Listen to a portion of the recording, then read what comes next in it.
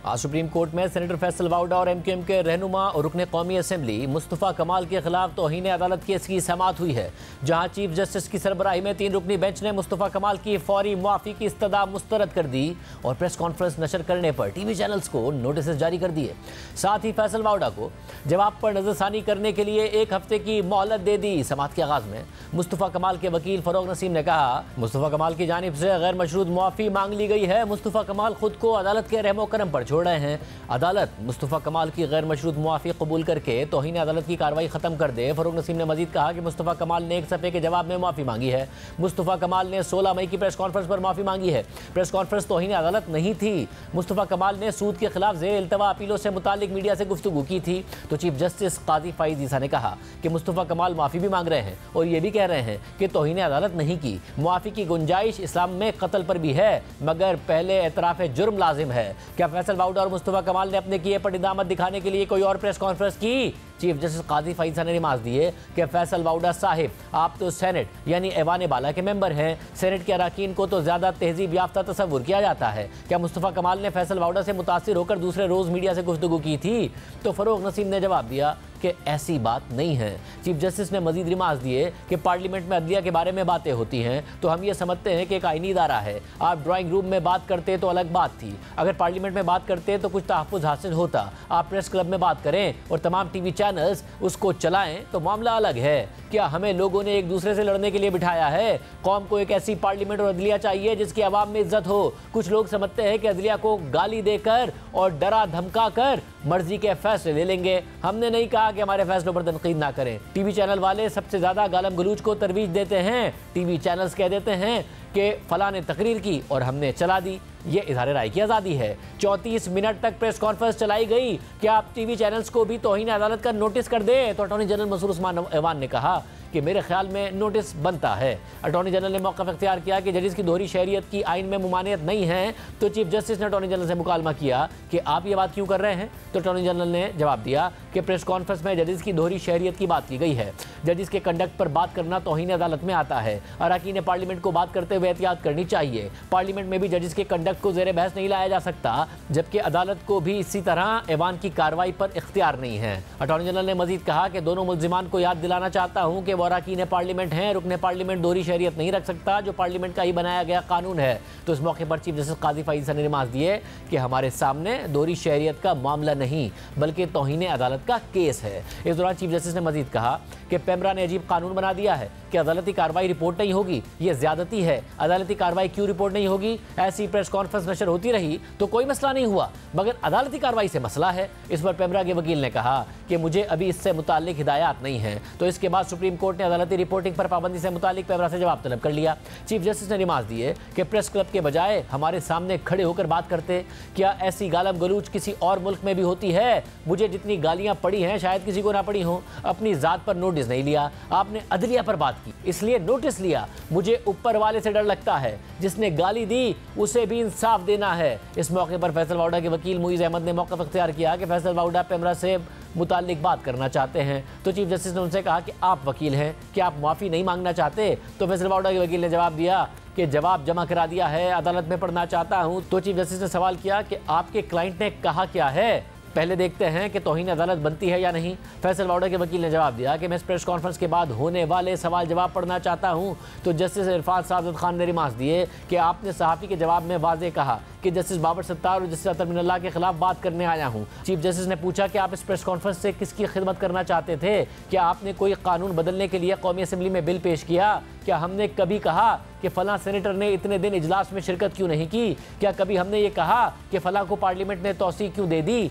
आपने किस हैसियत में मीडिया टॉक की? आप क्या बार काउंसिल के जज हैं? यहाँ भी लोग बैठे हैं, बड़ी बड़ी ट्वीट्स कर जाते हैं। जो करना है करें, बस झूठ तो ना बोलें। चीफ जस्टिस ने कहा कि हम अभी कुछ भी नहीं कर रहे हैं, पहले कंडक्ट देखेंगे। तो इस मौके पर मुस्तफ़ा कमाल के वकील फरोग नसीम ने जवाब दिया कि 16 मई के बाद मुस्तफ़ा कमाल ने इस गुफ्तगू के हक में एक लफ्ज़ नहीं बोला। तो अटॉर्नी जनरल मसूद उस्मान ऐवान ने कहा कि मुस्तफ़ा कमाल को इशारा मिल गया है, वो प्रेस कॉन्फ्रेंस करेंगे। इस पर चीफ जस्टिस ने अटॉर्नी जनरल से कहा कि आप प्रोसिक्यूटर हैं, ऐसी बात ना करें, झूठ बोलने से डॉलर मिलते हैं। सारे सहाफ़ियों को हमने बचाया, अदालती फैसलों पर ज़रूर तनकीद करें, उड़ा कर रख दें, मगर झूठ ना बोलें।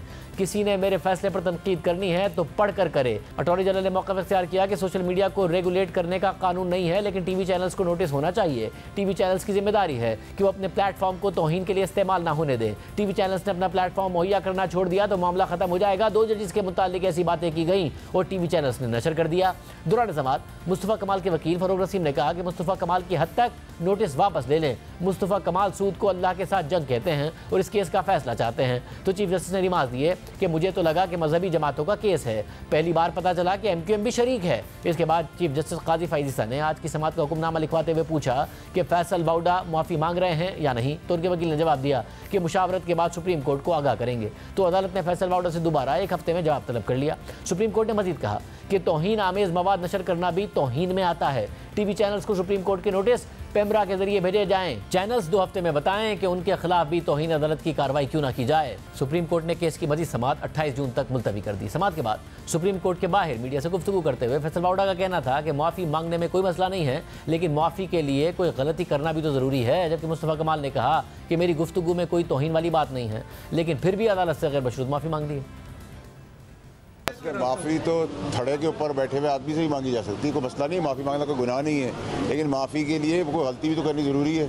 अगर मैंने कोई गलती की है तो मैं थड़े में बैठे हुए आदमी के साथ कैमरे के सामने जाके हाथ पकड़ के हाथ जोड़ के ही माफ़ी मांग लूँगा, मुझे उसकी कोई प्रॉब्लम नहीं है। मेरी मर्जी है ना, जब मैं करूँगा। फिक्र क्यों कर रहे हैं आप? हर चीज़ एक ही दिन तो नहीं हो जाएगी ना भाई। आपको भी खबरें मिलेगी, हमें भी मिलेगी। अभी एक एक्शन हुआ है, दूसरा एक्शन होगा, चौथा एक्शन होगा, 5वां एक्शन होगा, एक्शन चलते रहेंगे। बैरिस्टर साहब से पूछा गया कि आप इस तमाम कंडक्ट में कोई कॉन्टेम्प्ट देखते हैं, तो उन्होंने अपनी राय जाहिर की कि मेरी पूरी गुफ्तगू में कोई ऐसी बात नहीं है। लेकिन अगर फिर भी अदालत को किसी बात पे नागवारी गुजरी है, due to respect to the judiciary, हमने उस पर अपॉलोजी कर ली है। हमने उनको अपनी अपॉलोजी को अनकंडीशनल अपॉलोजी टेंडर की है। इससे पहले हमने अपने प्रोग्राम में फैसल वाउडा और मुस्तफ़ा कमाल से माफ़ी से मुतालिक सवाल किया था, तो देखिए उन्होंने क्या जवाब दिया।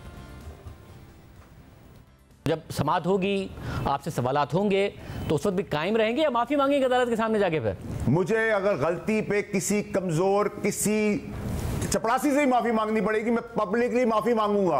आप याद रखें कि फौजी बूट रखने पे मुझे पूरे पाकिस्तान के सबसे तगड़े लोगों का प्रेशर था, इंक्लूडिंग इमरान खान का।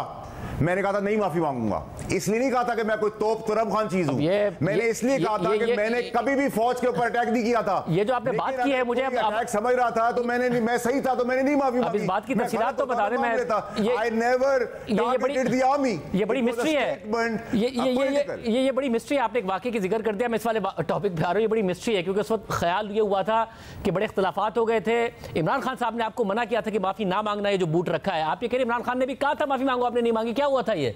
जी सर मुझे अपनी वालदा की कसम है, कहना तो नहीं चाहिए, कसम लेनी चाहिए टीवी के ऊपर, लेकिन मुझे इमरान खान साहब और पूरे इदारे के तगड़ों ने प्रेशर कुकर में डाल दिया था।